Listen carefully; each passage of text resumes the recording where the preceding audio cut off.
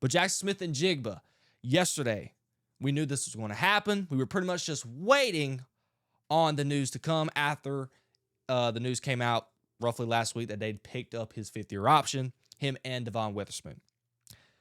But yesterday, Jaxon Smith-Njigba signed a contract to make him the highest paid wide receiver in the history of the NFL. The official number is a 4-year, $168.6 million contract with $120 million worth of guarantees, with an average base salary of $42.15 million a year. And if you think about it from this landscape, since picking up JSN's fifth-year option, that spreads this contract out to roughly only $36 million, or was it? Yeah, it was 36. Was it 36 or 32? Might be 32. I can't quite remember. It might be even, it might be 32. $32 million a year. So then by picking up that fifth-year option, it actually spreads the money out pretty well. But we want to first just congratulate Jaxon Smith-Njigba. This was very much deserved. It was his third year, and in those 3 years, he's been to the Pro Bowl twice. This year, he was a first-team All-Pro.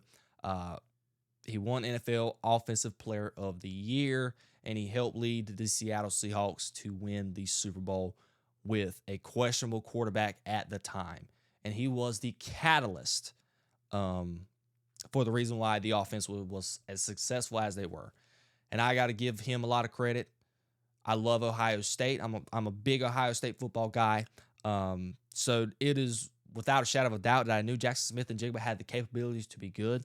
But I have to chew my own words here. I never felt like that Jaxon Smith-Njigba was going to be capable of being a number one receiver at any point.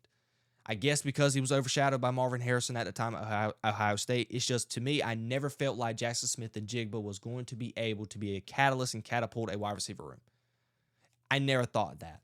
And you got to give John Schneider and the Seattle Seahawks credit, Mac McDonald.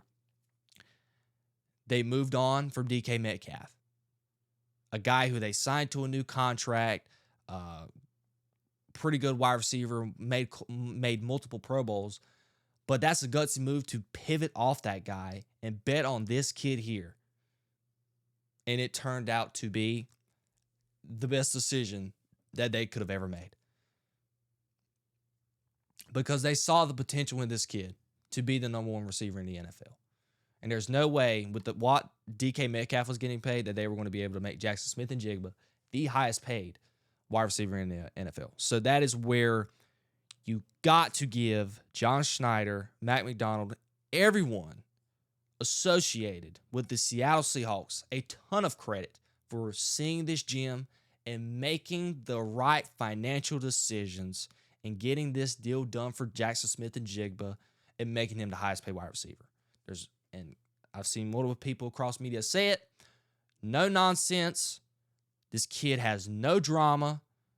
He just comes in. He works hard. He's a great individual. And this is a type of guy who you invest this type of money to. No question about his off-the-field personality.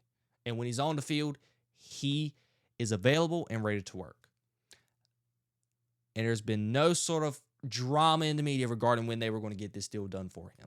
So hats off to everyone associated with this deal in the Seattle Seahawks organization. Now, a couple of things that we got to really think about now that we know that Jaxon Smith-Njigba is the highest paid wide receiver in the NFL. What about Puka Nacua? Is there a world where Puka Nacua is possibly going to get higher than that? I don't think so. I think it's reported as of right now, and this was an article that came out last week, that the Rams are not in a rush to sign Puka Nacua. What about the wide receiver market? Is it getting as crazy as the quarterback market? As of right now, the running back and the tight end market, in comparison to the wide receiver market, is 2 times as much. Meaning, the wide receiver market right now is currently worth double the amount as the running back and the tight end position. So what does that mean? It may come to a world where teams might start questioning the way they're going to go in the draft and pertains to drafting wide receivers. Because the wide receiver market is heading towards the quarterback market. These guys are starting to get paid a premium.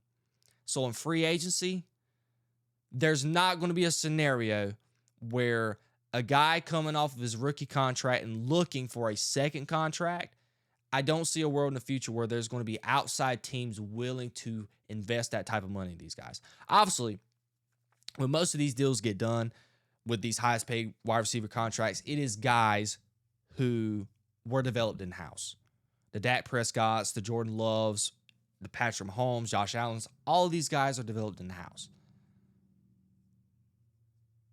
But there's definitely going to be no scenario in the future where I see outside sources of wide receivers getting paid this type of money.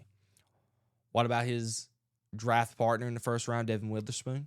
What is Seattle going to do about him? I think they're going to make him the highest paid cornerback in the NFL at some point. They probably wish they would have moved on that coin a little bit earlier after Trent McDuffie just signed that $32 million contract that he got. And another player.